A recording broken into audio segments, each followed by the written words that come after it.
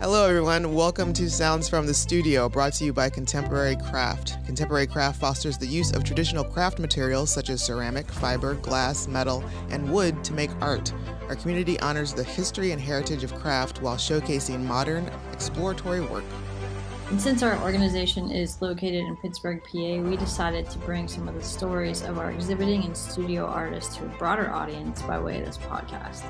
I'm Rachel, the Executive Director at Contemporary Craft. And I'm Kahmeela, podcaster and art enthusiast. We are your hosts for this journey, and there are many ways to keep up with us. You can go to the Facebook page and like it, Contemporary Craft, on Twitter at SCCPGH, Instagram at SCCPGH, or just go to contemporarycraft.org. You can find us wherever you get your podcasts. We just ask that you please follow, rate, and review, and also share alike.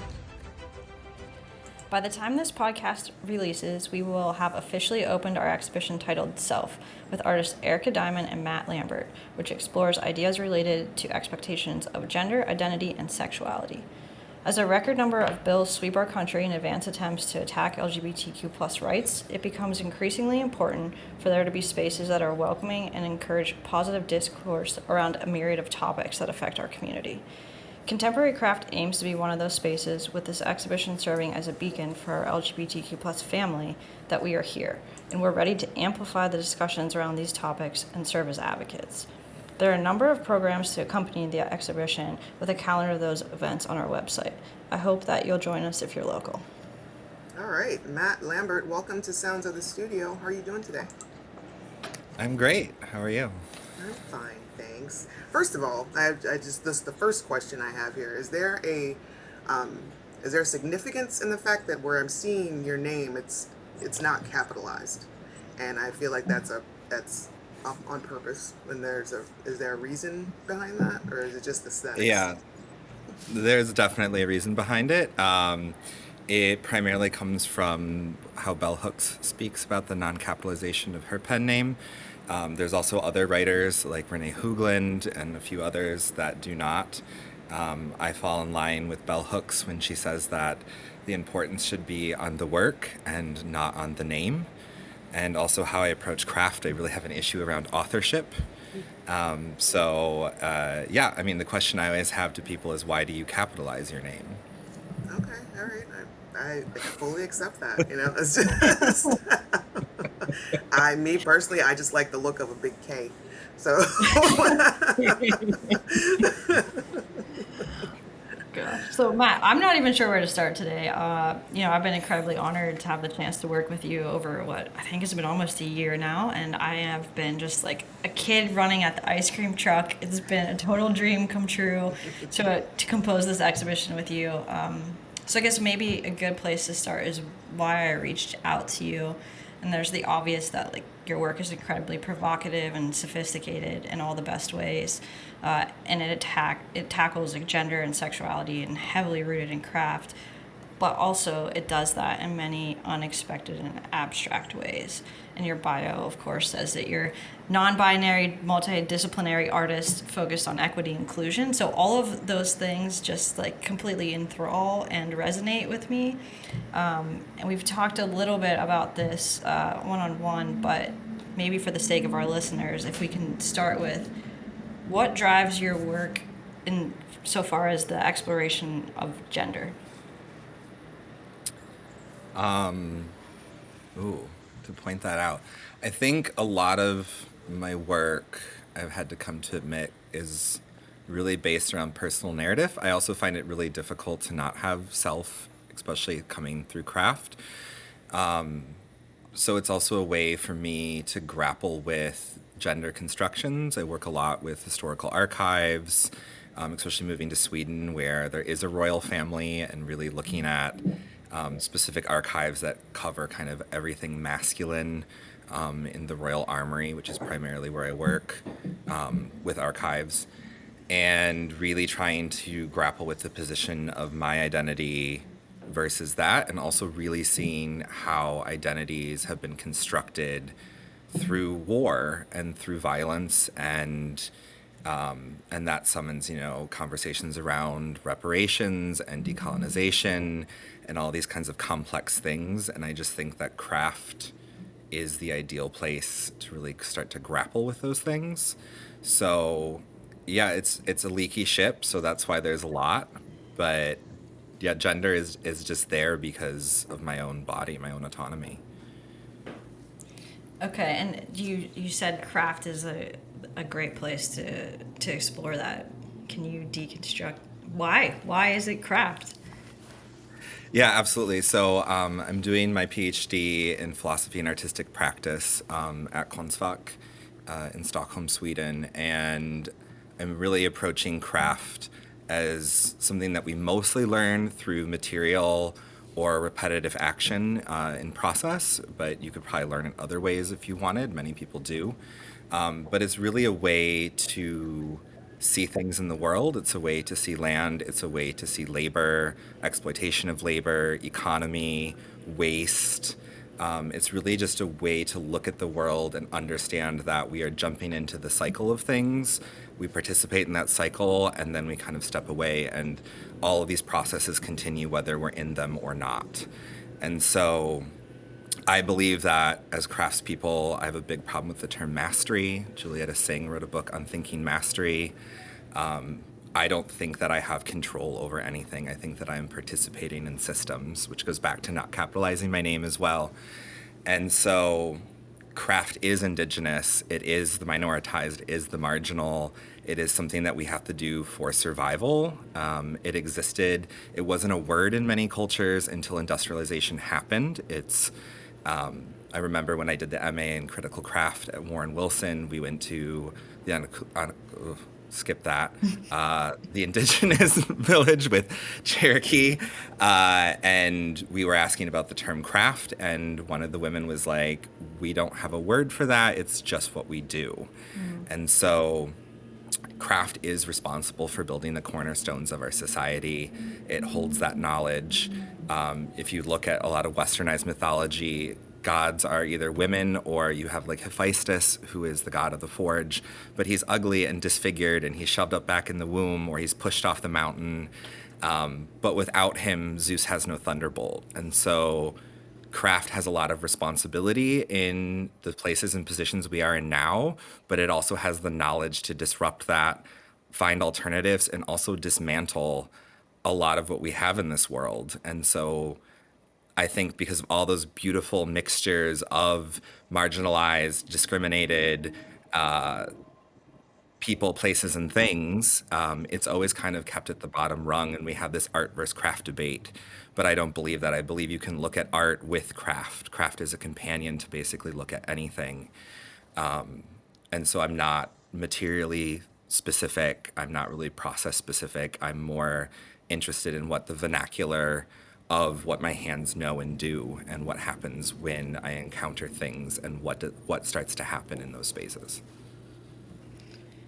So that's interesting, because I think one of my follow-up questions was going to be about, the process of making and the act of collecting, right? So like I've had so many more conversations than I could ever, track about what it means to make and what it means to collect. I guess at what point in your career did you actually start collecting objects that would end up in your compositions, rather than being the type of artist that feels the necessity to make everything that is clustered within your work?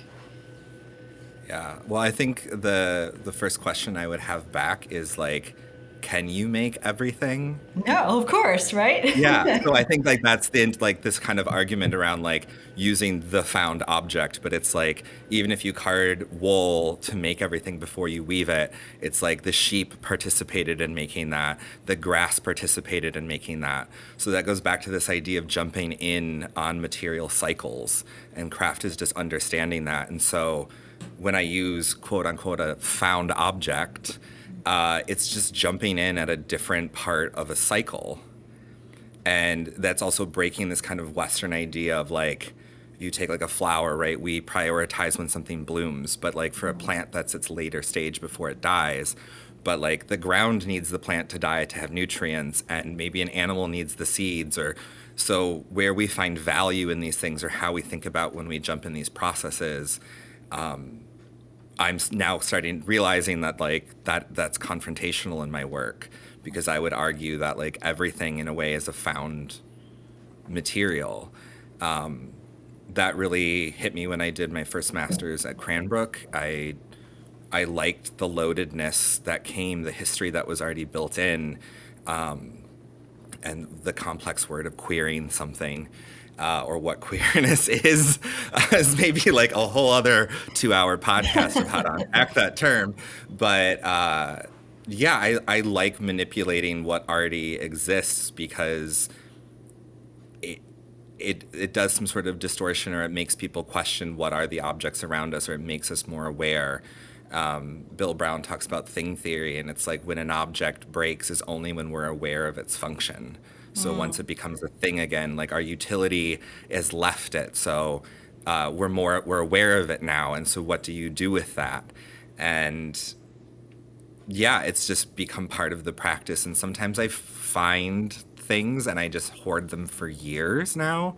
I basically have a warehouse in Detroit. Got it when space was much cheaper.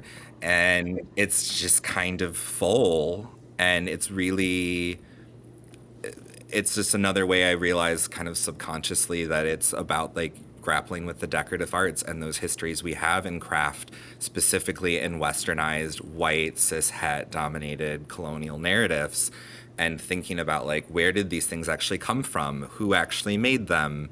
Can we call them colonial objects? Is there a thing such as a colonial object? I think colonization is an action that bodies choose to do.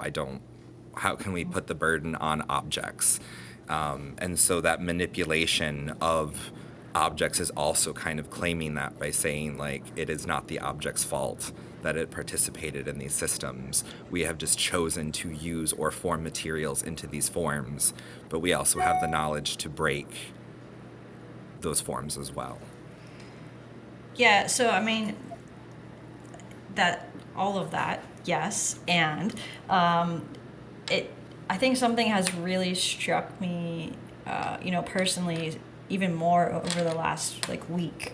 Getting to know you, the way you're working, your process, the objects, and it's really causing me to like be curious about the ideology behind making and the concept of what is precious. And so we've joked a little bit about like the way you handle things versus the way our team is like very gingerly like approaching them and concerned about how we handle them.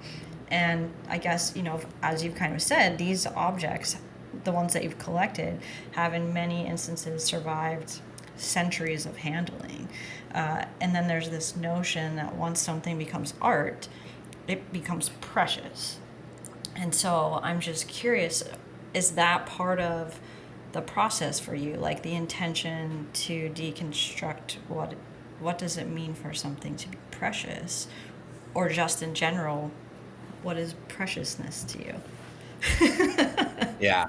Well, I think framing fragility to preciousness sits again in that Western narrative of a fear of death. And, when you look, I guess, as a bad practicing Buddhist, not practicing anymore, but still using some of those belief systems, like there's this idea of I can still love you, but I don't need you in my life, or accepting the fact that like death is also a beautiful thing. And so to me, preciousness goes back to that idea of placing the value of like when the flower blooms, that's where its value is, rather than being aware that like, yes, I'm not throwing around my glass objects, but a lot of things like they're meant to be worn. So like I also want, or performers use them. So there is some makeup stains on certain things, or the leather pieces. I like people, not in this exhibition, but in other places to touch them because I know it will drive you a little. Yeah, also please nobody touch the collars because. But I mean, they're meant to be worn. So if like, it's also a way of noticing function. Like I'm teaching now a lot more regularly at Kunstfach, and it's like really challenging, especially people that are making utility and jewelry especially, it's like, how do you know that it works if you're not wearing it? How do you understand how something functions if it's not, you're not playing with that elasticity of use? Like, can you heat up a mug in the microwave? Are you sure? Have you done it? Like, have you drank out of your own coffee cup for a year every day to see like how a glaze holds up? Will it pick up stains? These types of things, for me, because if the idea is that there's this like nostalgic need of craft, that we only need a few things in our lives, and if we're going down that path, then like, shouldn't we be aware that our objects are actually going to last that long? Like, there's very wearable 3D printed steel rings in the exhibition, and it's like, I wore one for 2 years and I gave a few to other people to see, like, will they corrode? Will they rust? What happens if you put soap on your hands? Will it mark your finger? So that I'm aware of that, or how to resolve it or problem solve it. And then the farther conceptual objects too, everything that I use that's quote unquote found is already kind of not in a state of newness. I mean, it's new to me. Like, these ideas and these terms we're using are where the problem sits for me. Like, what is new? What does it mean? Like, what is the value of something? For me, I position the physical object and the writing that I do, because my practice is heavily, half of it is writing at this point. I view those as materials, and I view the conversations like that we've been having while installing, or that when people see the show, or those interactions and those thoughts, like, for me, that is the work. The object is not the work. How we use them, how we think of them, what the loadedness of some of these found, I'm just using this word for the sake of it, what those bring to you. And everybody has their own perceptions and histories that drag into that, and so I'm more interested in like that space as thinking about the work. So do you prefer that your items have some wear and tear, or are broken in, or tested out before exhibition? I mean, I test them all. I have worn, I mean, not like every single object, but if at least it's like a kind of object, I've worn them. The leather pieces, I run through the washing machine a few times to make sure that, because there's a single stitch and I want to make sure it's going to hold.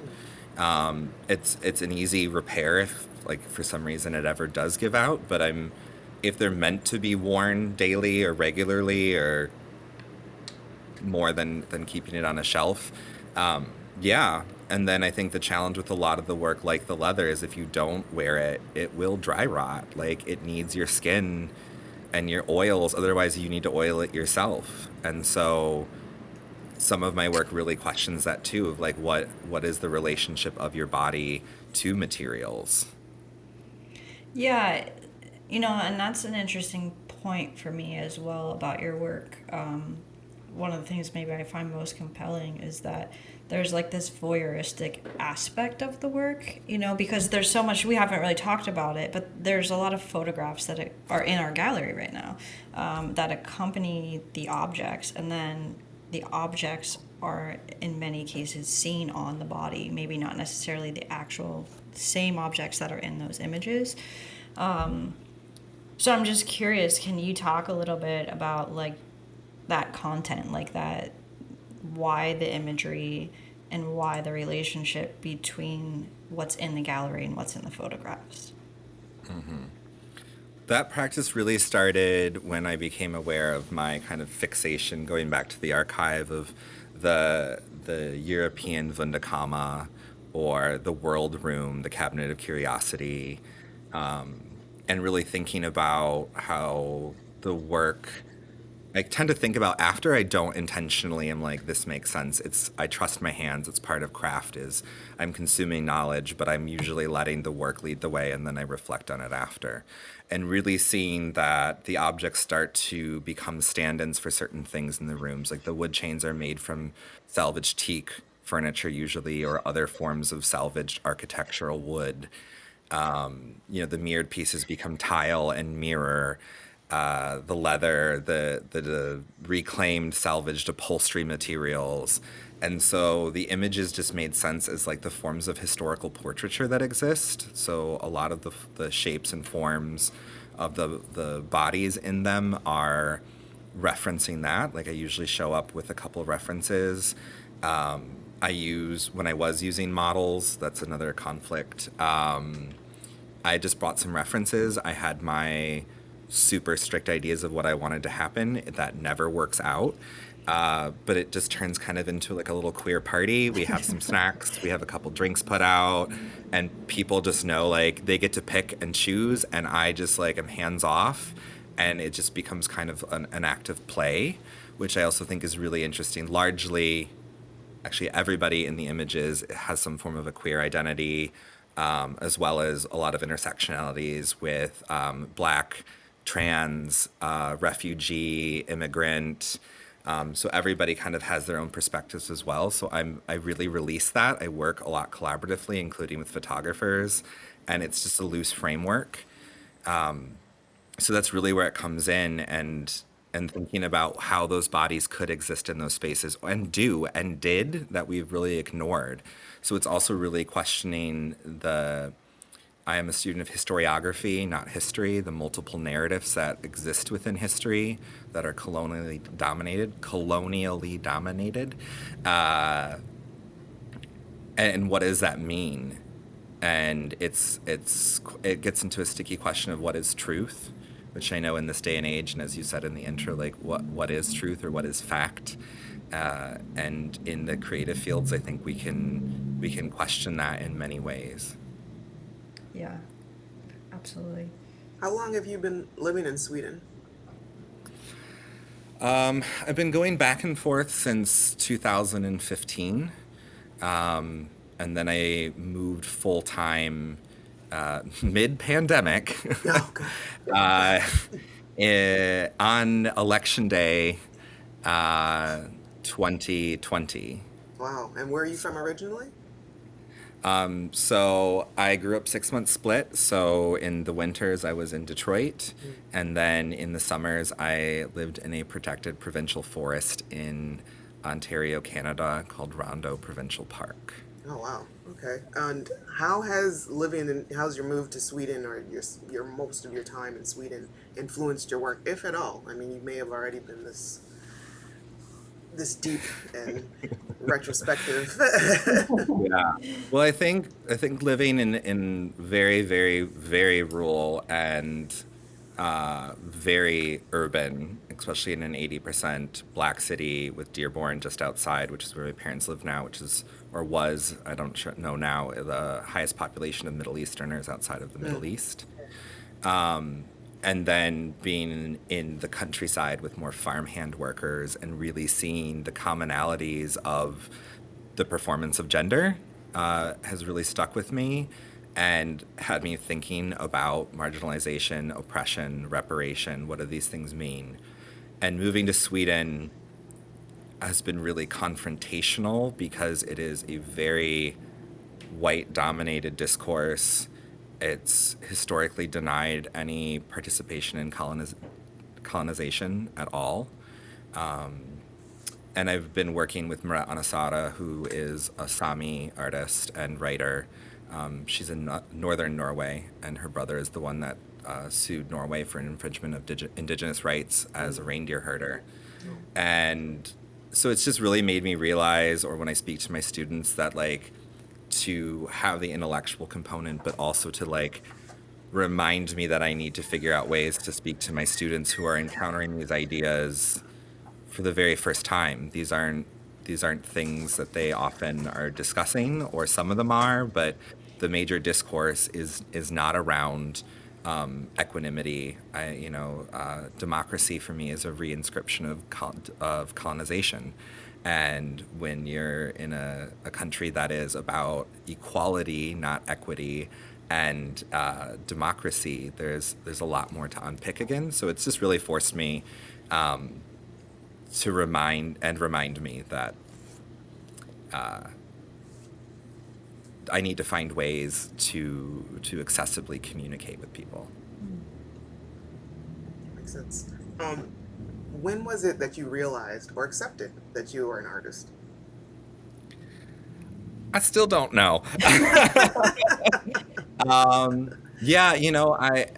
I've always kind of worked, I think, and I never conformed really to singular materiality or process, which is funny as I say, like that's how craft is thought of. I learned that way, but quickly departed. And I just remember having a professor who like strangely told me you're not an artist until somebody says you are. And I don't, yeah, I don't really, I would put an expletive in here right now Yeah, I about don't agree with that at all. about like what is art, because that's also this, it reintroduces this craft versus art thing. And it's like, but you know, then art sometimes is like everything is art, and so then it's like, can everybody be an artist then? And I'm just a transmitter. Like, I think that craft, that's what we are. Like, we are transmitters. We are responsible for these specific forms of knowledge and ways of thinking and looking.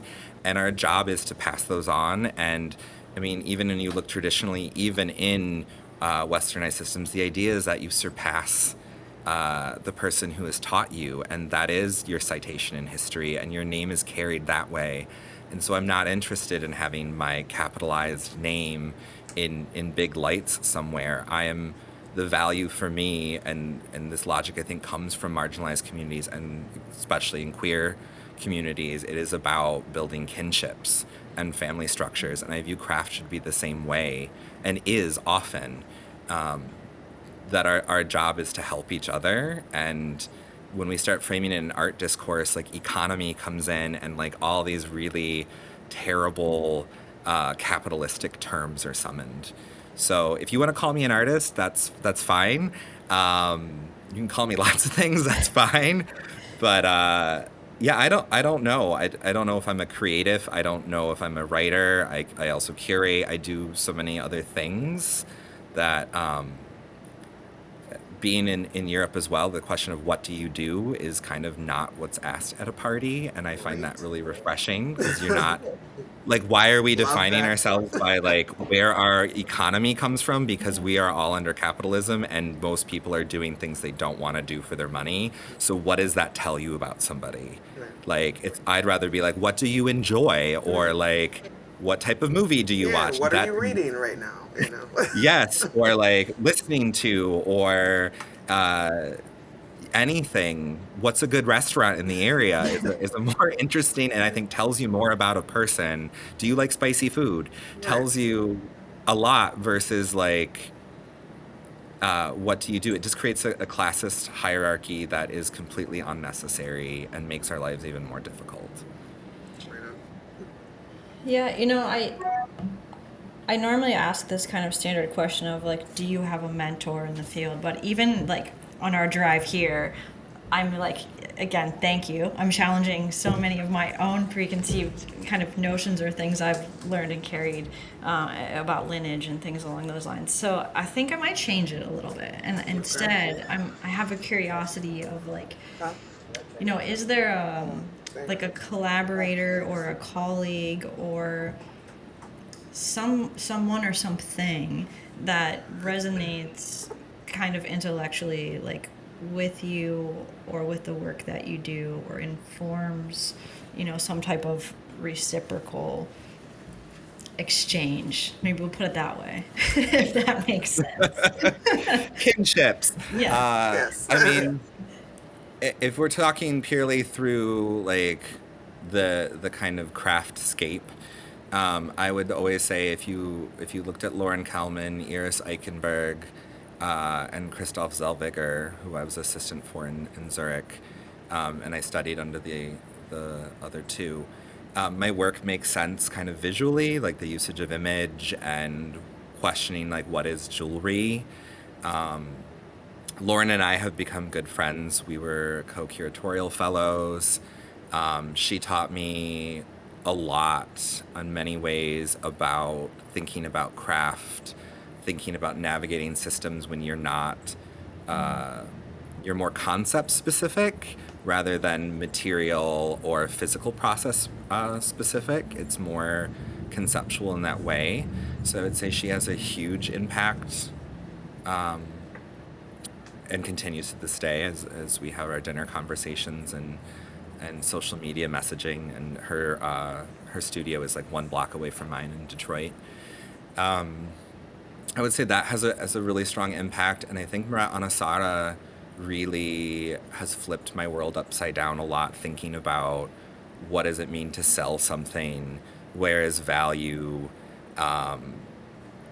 and also just coming from an indigenous perspective, and when we are collaboratively showing kind of being fearless to demand an autonomy and to call things out when it's like, no, I'm not going to hand deliver these things because you were late on the shipping, or, like really asserting. I think a lot of craft spaces, which I know we've talked a lot about, and how you've been thinking and developing, which has been amazing to hear.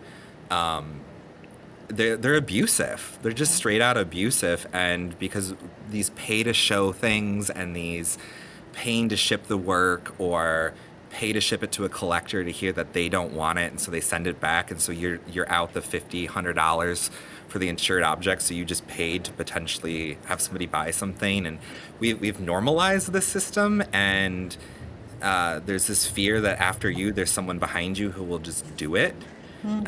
So where's the craft union is the question, or like how do we have these collective conversations about care and tending and abuse. Conflict is not abuse. I mean, that's Sarah Schulman's work as a writer. There's a book, Conflict is Not Abuse. It should be productive, and I think we've really shied away from hard conversations, and I think you doing this exhibition opens up some of those hard conversations, but like, we should be doing this every day. We should find a conflict. We should sit down and say, how are we doing? Where is there a rupture? And productively not solve it. We will not solve these things, but how do we get to points where we feel seen and cared for and heard, and putting the ego aside, again, stepping away from this kind of egocentric, generalized art model. I mean, I'm using this term art, but I'm really specifically talking about the blue chippy art fair, the thing that's often criticized. There are art practices that do not do this, but when I'm using that word, that's what I mean. Yeah, I mean, that's something I think I appreciate the team here a lot as well, that everyone is really committed to,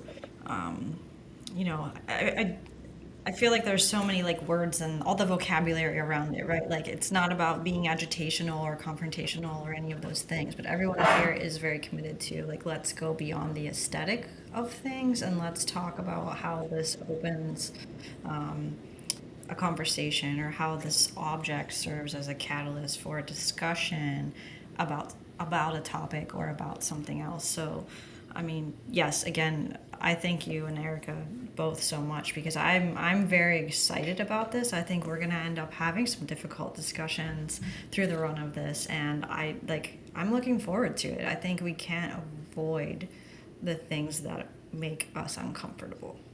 So, yeah. Yeah, I mean, I greatly appreciate it, and I think it's been really interesting because this has been the chance for me to physically meet Erica. We've had lots of discussions digitally and other things, but we've both kind of realized how much we overlap, but how differently we approach it, and I think it's really. That's why I love the moment of the exhibition, is because you get to see, like, that's the work, right? It's not my work and Erica's work. It's like, what does it do together? What does it say together? Where does it disagree? And it has that conversation with itself as well. And so what does that mean? And again, there's not an answer. I think that's the important thing in any of this. It's also like, queerness doesn't have a single definition. Right. There are many definitions, just like transness does not have a singular definition. Non-binary does not have a singular definition. And there's this constant drive to say this is what it is. Like, as we're having this conversation of what is wokeness, like, these are all just inklings of this desire to put it in a dictionary. But it's like, when we really think about it, what is also a dictionary doing? Like, in some way it is giving us a shared language, but in another way it is controlling the way that we think about things. And that's all precarity that has no answer. And so like in academia, like, right, like AAVE, African American Vernacular English, or having students where English is like their third language, and encouraging them to put the way that they think in their first language, like how they order words. I want them to keep that in their writing because it's their voice, it's the way they speak. And so really challenging what is something, I think, is the value. I think that that type of friction is the value, but also I think that's challenging a viewer because there isn't something digestible. It's not, here's the candy, eat it, swallow it, tastes good, tastes bad, and leave. It's more like, here is a buffet of things. Which things are you going to put together? And does it taste good? And like, you could come in every day and redo that, and you would never have an answer. And maybe one day you're happy and this tastes good, but like, we don't want to eat ice cream every day. Most of us don't. But like, you know, like, what mood are you in? You're in a certain mood when you want to consume things. And so every time we encounter something which breaks this idea of newness as well, it is new just because we are we're not a new person, but we're not different. We have a different facet out every moment. And so that for me also is the value of this constant rearrangement of work, or like being with Erica and what happens if it goes with another person's work, or constantly shifting the objects that I use. That's why I don't date things, is because it's like your encounter is the date that it exists. And I learned things from objects I made 10 years ago, putting them with something I will make tomorrow. And that will be something else that will say something completely different for me. And it's just really trying to think out of this capitalistic consuming model that I want crafts people to get away from. We're falling into this fast fashion mentality, and you know, look at like non-fast fashion methods, right? We have like cruise and spring and almost fall and just after fall collections and these kinds of, it's getting ridiculous. And so we are generally stepping away from this, like, what we have is enough to learn from. And deeper thinking about what we have in front of us is still a valid way of practicing. We don't need to make something else as far as an object necessarily to get more knowledge, to get more inquiry, to get more questions. And so that, for me, that's newness. That is constantly this idea of what learning and thinking can be.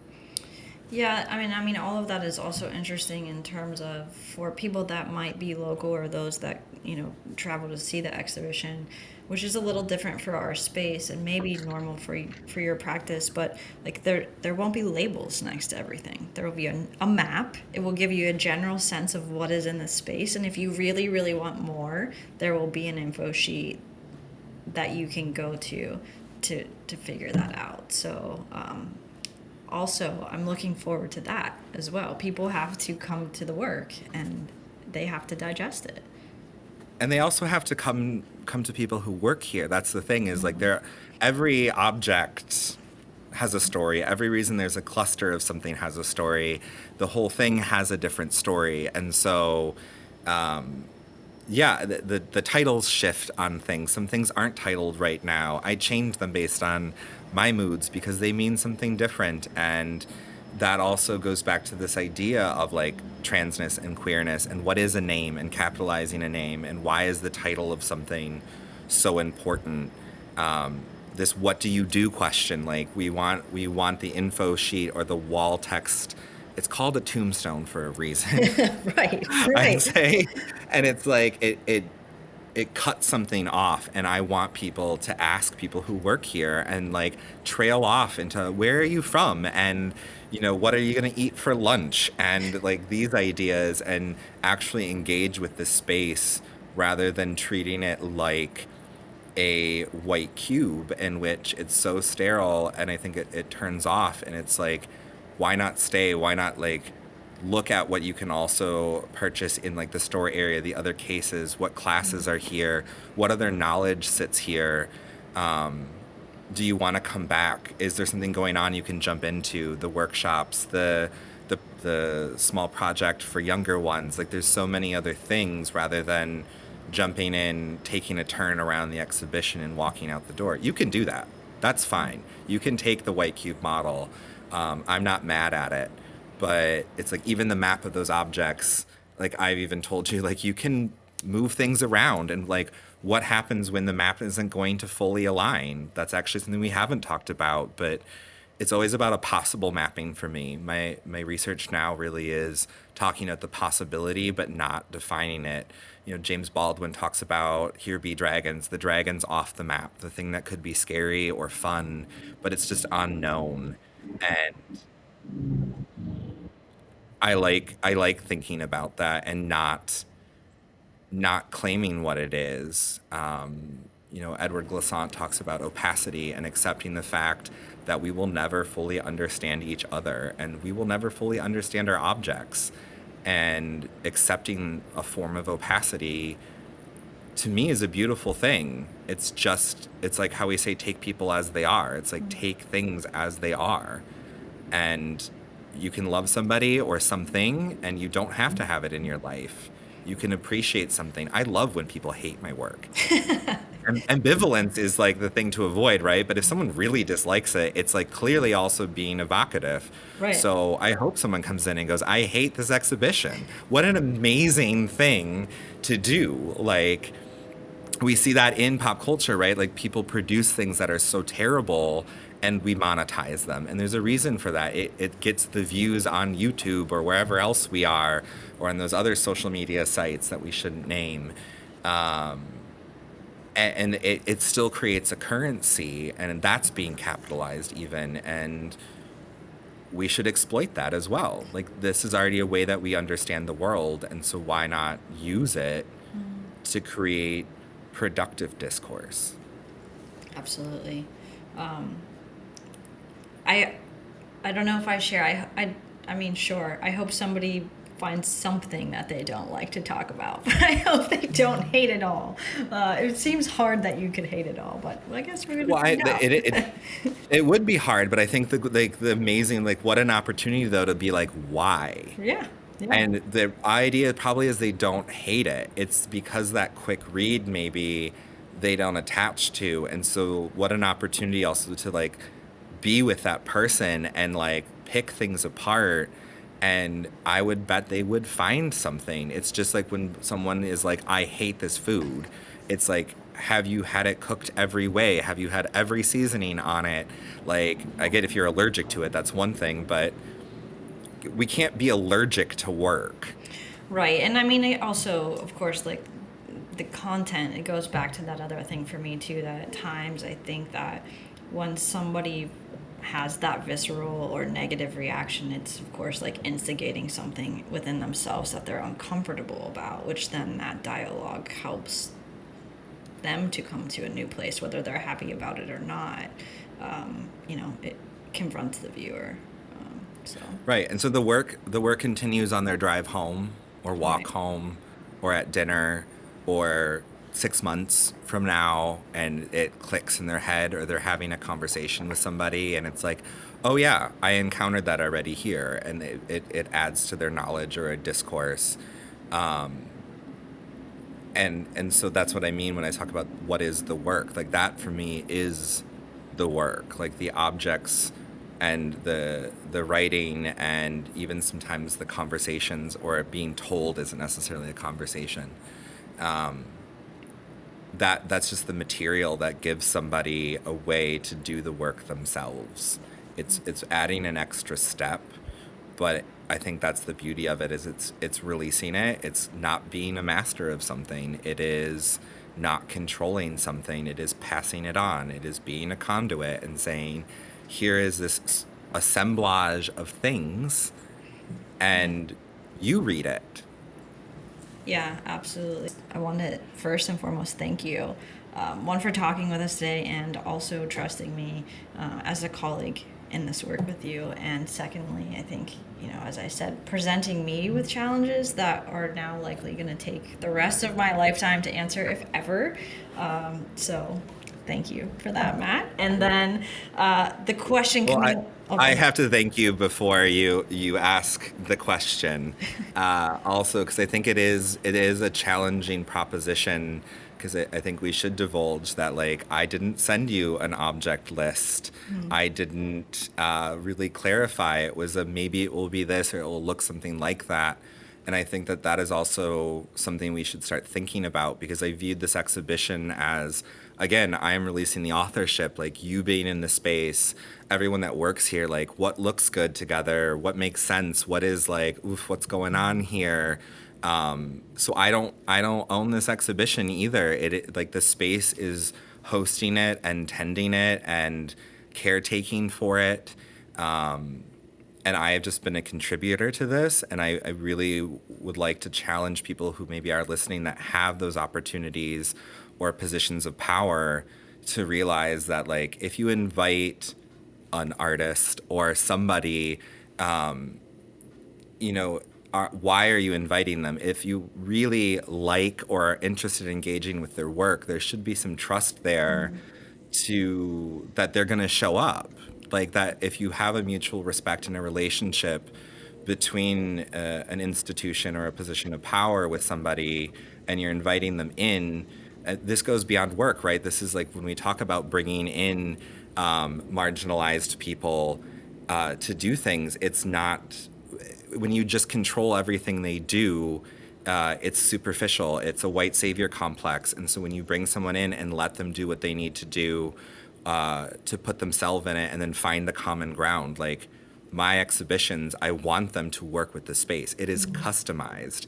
And we have stepped so far away from that. And it's like, why don't you want a customized exhibition? Like if this travels somewhere else, it will not look this way. It could be the exact same stuff, but it's going to be rearranged to fit the space, to treat the space also as a person. So I really want to express gratitude for just letting it happen and occasionally taking a few social media images of like, yeah, there's stuff coming, but I don't know what's going to get packed. I mean, half this exhibition came from Sweden in 2 suitcases, and it was kind of like when I was packing, what mood was I in is kind of what came. And I brought more than what was needed. And it's just, I think we all should be bringing more than what's needed and leaving some things behind and taking other things with us. Yeah, I mean, that's incredibly poetic and absolutely true. Thank you.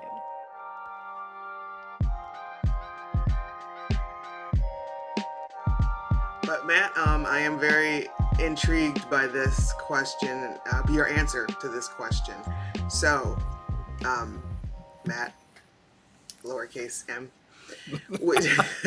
can you please share with us the 3 songs that you would say describe your work? Yes, this is actually, well, it's more harder to cut it down. I sing a lot of 90s femmes in my dissertation. Even I argue that art history taught us how to write, and our job as makers is to provide embodiment or more information to be with the work. So I sing a lot. That's wonderful. So I definitely argue this. So this is like a little bit hard because I have like 4 that really come to mind. Okay, so you give us 4, because I am like seriously like so into this right now. What your answer is going to be. First of all, you said you sing a lot of 90s, and are you Gen X or? I was born in '89. I don't know what that means. I don't know what generation. Yeah, technically, like, no, I don't think you are. Well, I guess the real question would have been like, were you like a teenager in the 90s? You were not. I was not. So it's just, I'm just, goes to show that the 90s, yes, still has one of the better decades of music. I'm just putting that out there. It definitely does. So if I get 4 songs, yes. We're going to go with the femme queer band Muna song, I Know a Place. I've titled quite a few exhibitions about it. It's about someone who is noticing that somebody else is hurt. And so they say that they know a place where they can go, where everyone's going to lay down their weapons. So I've titled many exhibitions off of that.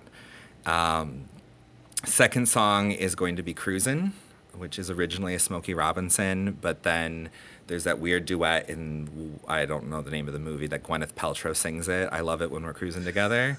But specifically the D'Angelo version. Right on. Okay, gotcha. Very specifically the D'Angelo version. My method I work with is around cruising and this idea. That's why there's no tags on exhibitions. It's about desire and stopping and starting where you want and not being told where to go. And Black feminist theory around this idea of wandering and the need that marginalized people should be playing. Because academia was built by white men playing. And so why can't we play and go on desire and love to figure out the ways we want to work and exist and live? And that's how I think we'll rethink these structures we've been talking about. Third one is, of course, going to be Alanis Morissette. Obviously. And Jagged Little Pill, the whole album. Oh my God. But just throw that in there as like one track in itself. But I will go with One Hand in My Pocket. I will sit with that.